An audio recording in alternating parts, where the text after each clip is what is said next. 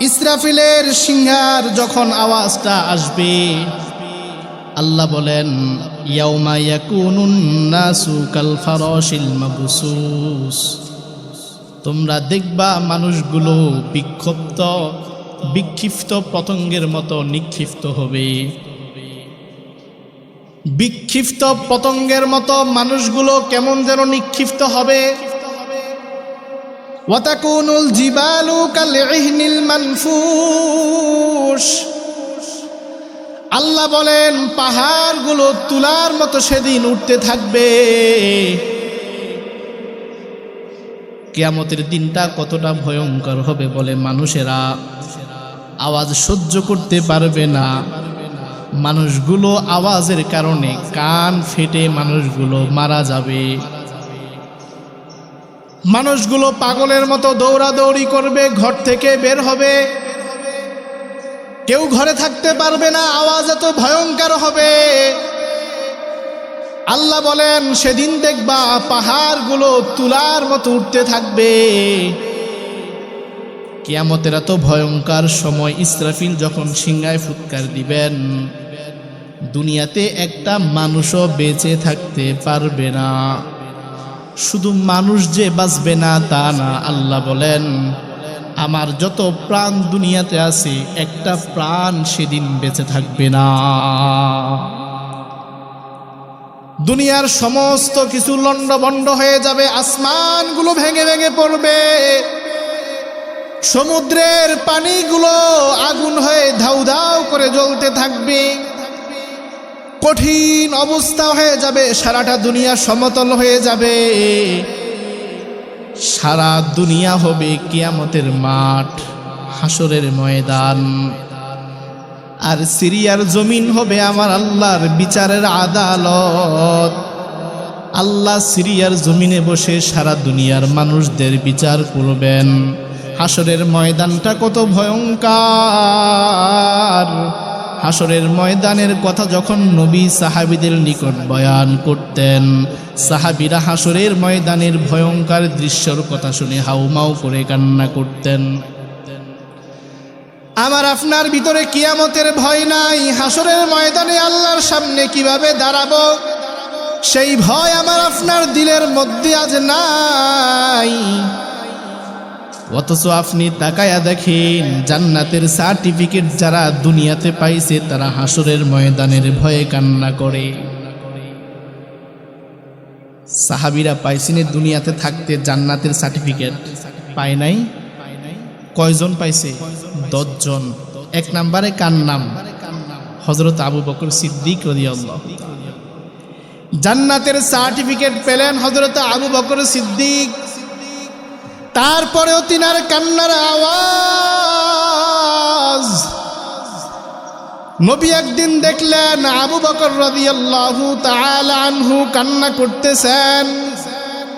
নবী জিজ্ঞাসা করলেন, আবু বকর কেন আপনি কান্না করেন? আবু বকর জবাবে বলে, ইয়া রাসূলুল্লাহ, কোরআনের একটা আয়াত যখন আমি পড়ি সাথে সাথে আমার চক্ষু দিয়ে এই আয়াতের কথা স্মরণ আসা মাত্র পানি পড়ে যায়। নবী বলেন, আবু বকর কোন সে আয়াত যে আপনার চোখের পানি আটকায়া রাখতে পারে না? আবু বকর বলে, আল্লাহ বলেছেন ইন্নাল্লাহা আশতারা মিনাল মুমিনিনা আনফুসাহুম ওয়া আমওয়ালাহুম বিআন্না লাহুমুল জান্নাহ। আমার আল্লাহ বলেছেন আমি আল্লাহ মুমিনের জান মাল কিনে নিলাম, বিনিময়ে আমি আল্লাহ তাদেরকে জান্নাত দিলাম। আল্লাহর নবী বলেন, আবু বকর এই আয়াত শুনে কান্নার কি আছে? কেন আপনি কান্না করেন? আবু বকর বলে, ইয়া রাসূলুল্লাহ, আপনি জানেন আমি একজন ব্যবসায়ী, আমি কাপড়ের ব্যবসা করি। একজন মহিলা আমার দোকানে আজকে আসলো, এসে বলতেছে, দোকানদার ভাই আপনার থেকে বহু আগে আমি একটা কাপড় নিয়ে গেছিলাম, এই কাপড়টা আজকে ফিরাইয়া দিয়ে গেলাম, আপনি আপনার কাপড় রেখে দেন, আমার টাকা আপনি আমারে ফিরাইয়া দিয়ে দেন। আবু বকর বলে, আমি জিজ্ঞাসা করলাম, মা আপনি তো পছন্দ করে কাপড়টা নিয়ে গেলেন, কেন আজ ফিরাইয়া দেন? মহিলা জবাবে বলে, আবু বকর, যেই দিন কাপড়টা নিছিলাম সেই দিন আমার চোখে ভালো লাগছিল, বাড়িতে যাওয়ার পরে আর পছন্দ হয় নাই, তাই আমি দিয়ে গেলাম। আবু বকর বলে, ইয়া রাসূলুল্লাহ, মহিলার কাপড়টা আমি নিয়ে নিলাম, তার টাকাটা আমি তারে ফিরাইয়া দিলাম। নবী বলেন, আবু বকর, এখানে কান্নার কি হলো? এই ঘটনার মধ্যে কান্নার তো কিছু নাই। আবু বকর বলে, ইয়া রাসূলুল্লাহ, আমি আপনার সুহবতে থাকার কারণে আমার আল্লাহ দুনিয়াতে আমায় জান্নাতের সার্টিফিকেট দিয়া দিলেন। হাসরের ময়দানে যখন আমি আল্লাহর সামনে দাঁড়াবো, আমার আল্লাহ আমায় বলবেন, আবু বকর, আমি আল্লাহ তোমারে জান্নাত দিলাম, তুমি বিনিময় কি আমল করেছো? আবু বকর বলে, ইয়া রাসূলুল্লাহ, তখন তো আমি আল্লাহকে বলবো, আল্লাহ, নামাজ পড়েছি, রোজা রেখেছি, জিকির করেছি, যাকাত দিয়েছি, হজ করেছি, পর্দা করেছি। আল্লাহ যদি সেদিন আমায় বলে, আবু বকর, তোমারে যখন জান্নাত দিছিলাম তখন তোমার নেক আমলগুলো আমার পছন্দ হয়েছে, আজ তোমার নেক আমল আমার পছন্দ হয় না, তুমি তোমার নেক আমল নিয়ে যাও, আমি আল্লাহর জান্নাত আমারে ফিরাইয়া দাও। ইয়া রাসূলুল্লাহ, আল্লাহ যদি আমায় কথা বলে, আমি আবু বকরের কি উপায় হবে? চিন্তা করেন, জান্নাতের সার্টিফিকেট হাতের মধ্যে নিয়ে হাসরের ময়দানে আল্লাহর সামনে দাঁড়াইয়া হিসাব দেওয়ার কতটা ভয়। আমার আল্লাহর কাছে কি জবাব দিবে সে ভয়ে আবু বকর কান্না করে। আপনার আমার জান্নাতের কোনো সার্টিফিকেট নাই, কিন্তু হাসরের ময়দানের ভয়ের কোনো আমার আপনার মাঝে চিহ্ন দেখা যায় না। হাসরের ময়দানটা কেমন কঠিন হবে। আম্মা জান আয়েশা রাদিয়াল্লাহু তাআলা আনহা বলেন, মায়ার নবী একদিন আমার হুজরায় আসলেন। ওই দিন আমার ঘরে নবীজির থাকার ডেট। আমি দেখলাম নবীজি আমার ঘরে বসে বসে কান্না করতেছেন। আমি আয়েশা জিজ্ঞাসা করলাম, ইয়া রাসূলুল্লাহ, আপনি কেন কান্না করেন? আমি কি আপনার মনে কোনো কষ্ট দিছিনি? আমি তো আপনার বিবিদের মধ্যে সবচাইতে ছোট। 6 বছর বয়সে আপনার সাথে আমার বিবাহ হয়েছে, 9 বছর বয়সে আমি আপনার সংসারে এসেছি। নবী গো, আমার কোনো আচরণে কি আপনি কষ্ট পাইলেন নাকি? ও নবী, কেন আপনি কান্না করেন? আল্লাহর নবী বলেন, আয়েশা, আমি নবী তোমার দেওয়া কোনো কষ্টের কারণে কান্না করি না, তোমার কোনো আচরণের কারণে আমি নবী কষ্ট পাই নাই। আমি নবী হাসরের ময়দানের কথা যখন আমার অন্তরে চলে আসে, হাসরের ময়দানের কথা মনে আসা মাত্র আমি নবীর কেমন যেন কান্না আর থামায়া রাখতে পারি না। আম্মা জান আয়েশা বলেন, নবী হাসরের ময়দানটা কেমন হবে? আল্লাহর নবী বলেন, আয়েশা, হাসরের ময়দানে সমস্ত মানুষগুলো উলঙ্গ হয়ে উঠবে, কোনো মানুষের পরনে কোনো জামা থাকবে না। আম্মা জান আয়েশা বলেন, ইয়া রাসূলুল্লাহ, মানুষ কি একে অপরের সতরের দিকে তাকাবে না? আল্লাহর রসুল বলেন, আয়েশা, সেদিনের চিত্রটা এমন হবে, নিজের পরনে কিছু আছে কিনা মানুষ সেটাই অনুভব করতে পারবে না। আল্লাহর রসুল বলেন, আয়েশা, হাসরের ময়দানটা এতটা কঠিন হবে, সূর্যটা তখন জমিনের দিকে মুখ ফিরায়া দিবে। এখন আমরা যে সূর্য দেখি, জমিন থেকে 2,30,00,000 মাইল দূরে সূর্য, চতুর্থ আসমানে আল্লাহ সূর্য ফিট করায়া রাখছেন। আল্লাহর রসুল বলেন, হাসরের ময়দানে সূর্যটা ওই 2,30,00,000 মাইল দূরে থাকবে না। মুফাসসিরিন কেরাম বলেন, সূর্যের 12টা মুখ আল্লাহ বানিয়েছেন, তন্মধ্যে একটি মুখ জমিনের দিকে ফিরানো, বাকি 11টা মুখ উপরের দিকে ফিরানো। একটা মুখ জমিনে ফিরানো, যার তাপমাত্রা মানুষ সহ্য করতে পারে না। ফ্যানের নিচে যায়, ফ্যান এখন চলে না, এসি ছাড়া মানুষ থাকতে পারে না। আল্লাহ রসুল বলেন, আয়েশা, কিয়ামতের ময়দানে আমার আল্লাহ বলবেন, ও সূর্য, তোমার বাকি 11টা মুখ জমিনের দিকে ফিরাইয়া দাও। সূর্য তার বাকি 11টা মুখ জমিনের দিকে ফিরাইয়া দিবে। 12টা মুখের তাপ যখন পড়বে, সূর্যটা ওই দিন 2,30,00,000 মাইল দূরে থাকবে না, মানুষের মাথার উপরে চলে আসবে। সূর্যের তাপের কারণে আল্লাহর রাসূল বলেন জমিনটা তামা হয়ে যাবে, মানুষের মাথার মগজগুলো ভাতের মারের মতো টকবক করে ফুটবে আর ফাটবে। মানুষের মাথার মগজগুলো কানের ছিদ্র আর নাকের ছিদ্র দিয়ে বের হয়ে যাবে। ওইদিকে জাহান্নামের আওয়াজ, জাহান্নাম বলবে, আল্লাহ, গুনাহগারদেরকে আমার পেটে দাও, আমি আর সহ্য করতে পারি না। জাহান্নাম কান্না করবে আর বলবে, ওগো আল্লাহ, আমার মধ্যে অপরাধীদেরকে দিয়ে দাও, যারা জিন্দেগিতে কোনোদিন নামাজ পড়ে নাই, যারা কোনোদিন হালাল পথে পরিচালিত নিজেকে করে নাই, যারা পর্দা করে নাই, তাদেরকে আজ আমার পেটের মধ্যে দিয়ে দাও। আল্লাহ বলবে, ও ফিরিস্তারা, আমার জাহান্নামকে গলার মধ্যে শিকল লাগাইয়া পিছনের দিকে টেনে ধরো। 70,000 ফিরিস্তারা, আল্লাহ রসুল হাদিসে বলেন, 70,000 ফিরিস্তারা জাহান্নামের গলার মধ্যে শিকল লাগাইয়া জাহান্নামটাকে পিছনের দিকে টানতে থাকবেন। প্রত্যেকটা ফিরিস্তার হাতে শিকল থাকবে 70,000 শিকল। 70,000 ফিরিস্তা জাহান্নামকে টেনে ধরে রাখতে পারে না। আল্লাহ রসুল বলেন, আয়েশা, সেদিনের চিত্রটা কত ভয়ঙ্কর হবে। আদম নবী থেকে নিয়ে ঈসা নবী পর্যন্ত সমস্ত নবীরা সেদিন ইয়া নাফসি করবে। হায় আল্লাহ, আমায় আপনি বাঁচান। সব নবীরা নিজে বাঁচতে চাইবে। আম্মা জান আয়েশা বলেন, ইয়া রাসূলুল্লাহ, আপনি তো দু জাহানের সরকার, সেদিন আপনি কি করবেন? আল্লাহ রসুল বলেন, আয়েশা, সব নবীরা বলবে, ইয়া নাফসি, ইয়া নাফসি। সেদিন আমি মুহাম্মদ বলবো, ইয়া উম্মতি, ইয়া উম্মতি।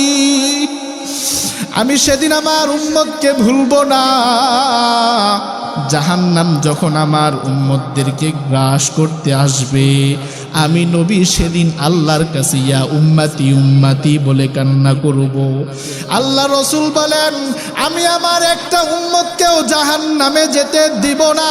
আম্মা জান আয়েশা বলে, ইয়া রাসূলুল্লাহ, হাসরের ময়দানে সব নবীদের উম্মতেরা থাকবে, আপনি কিভাবে আপনার উম্মতদেরকে চিনে খুঁজে বের করবেন?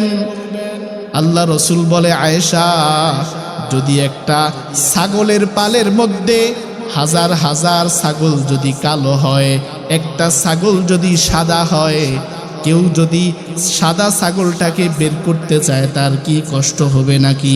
আম্মা জান আয়েশা বলে, না না, সাদা ছাগলটাকে কালো ছাগলের মাঝে দেখা যাবে স্পষ্ট। আল্লাহর নবী বলেন, হাসরের ময়দানে সব নবীর উম্মতেরা থাকবে। আমার উম্মতের চেহারাটা নূরের আলো দিয়ে চমকাইতে থাকবে। যারা নাকি 5 বেলার নামাজে ওযু করেছে, তাদের অজুর জায়গাগুলো নূরের আলো দ্বারা চমকাবে। আমি নবী দেখা মাত্র চিনে ফেলবো, এটা আমার উম্মত। আমি আমার উম্মতকে না নিয়ে আল্লাহর জান্নাতে যাব না। আল্লাহ রসুল বলেন, আয়েশা, আমি আমার উম্মতদের জন্য হাসরের ময়দানে আল্লাহর কাছে কান্না করব। যখন জাহান্নাম আমার উম্মতদেরকে গ্রাস করার জন্য আসবে, আমি সেজদায় পড়ে যাব। আমি মুহাম্মদ সেজদায় পড়ে আল্লাহকে বলবো, মালিক, জাহান্নামের হাত থেকে আপনি আমার উম্মতের বাঁচাইয়া দেন। আল্লাহ যখন দেখবে নবী সেজদায় পড়ে কান্না করতেছেন, জাহান্নাম দ্রুত বেগে সামনে আসার চেষ্টা করতেছে, আল্লাহ তখন ফেরেশতাদেরকে বলবে, রে ফেরেশতা, নেও এই পানিটা জাহান্নামের মধ্যে ছিটাইয়া দাও। আল্লাহর ফেরেশতারা আল্লাহর দেওয়া পানিটা জাহান্নামের মধ্যে ছিটাইয়া দাও মাত্র জাহান্নাম পিছনে ছুটবে। ফেরেশতারা আশ্চর্য হয়ে বলবে, হে মালিক, কি এমন পানি এটা যে জাহান্নামকে 70,000 ফেরেশতা আমরা টেনে ধরে রাখতে পারি না? কি এমন বরকতি পানি আপনি দিলেন যেই পানিটা ছিটাইয়া দেওয়া মাত্র জাহান্নাম পিছনে দৌড়ায়? ও গো আল্লাহ, এই পানিটা কি জমজমের পানি নাকি আবে হায়াতের পানি নাকি হাউজে কাউসারের পানি? আমার আল্লাহ সেদিন বলবে, রে ফেরেশতারা, এটা জমজমের পানি না, আবে হায়াতের পানি না, হাউজে কাউসারের পানিও না, এটা হলো সেই পানি আমার নবীর উম্মতেরা যারা হাসরের ময়দানের ভয়ে কান্না করেছেন তাদের চোখের পানিগুলো আমি আল্লাহ বৃথা যেতে দেই নাই। আমি আল্লাহ আমার বান্দাদের চোখের পানিগুলো আমি আল্লাহ কুদরতিভাবে জমা করে রেখেছি। আজ এই পানিগুলো আমি জাহান্নামের মধ্যে ছিটায়া দিলাম। জাহান্নাম মানুষের চোখের পানিগুলো পড়া মাত্র পিছনে চলে গেল। এই জন্য বলি রে বাবা, জাহান্নামের ভয়ে, হাসরের ময়দানের ভয়ে যদি আপনি আমি কান্না করি তাহলে আপনার আমার কান্নার পানিগুলো বৃথা যাবে না। আপনার আমার কান্নার পানিগুলো সেদিন আপনার আমাকে জাহান্নাম থেকে বাঁচানোর উপায় হয়ে দাঁড়াবে।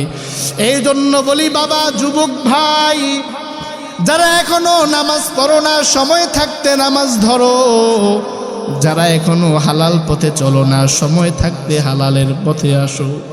ওরে আম্মাজান, যারা আমার আলোচনাটুকু মাইকে শুনছেন, আপনার বয়স তো কম হয় নাই, এখনো পর্দা ধরতে পারেন নাই। একটাবার চিন্তা করেন, আপনি একটা সময় শিশু ছিলেন, তারপরে কৈশোরে আসলেন, তারপরে আপনি যুবতী হলেন, বাবার বাড়ি ছিলেন, আজ স্বামীর বাড়ি চলে আসলেন। আপনার কত বান্ধবীরা যারা স্কুলে আপনার সাথে ছিল আজ তারা নাই। আপনার কত বান্ধবীদের মরণ হয়ে গেল, কিন্তু এখনো আপনার দিলে কবরের ভয় ঢুকে নাই। আপনাকে কে বলেছে আপনার বয়স 40 হলে আপনি মারা যাবেন? আপনাকে কে বলেছে আপনার বয়স 60 বছর পর্যন্ত যাবে?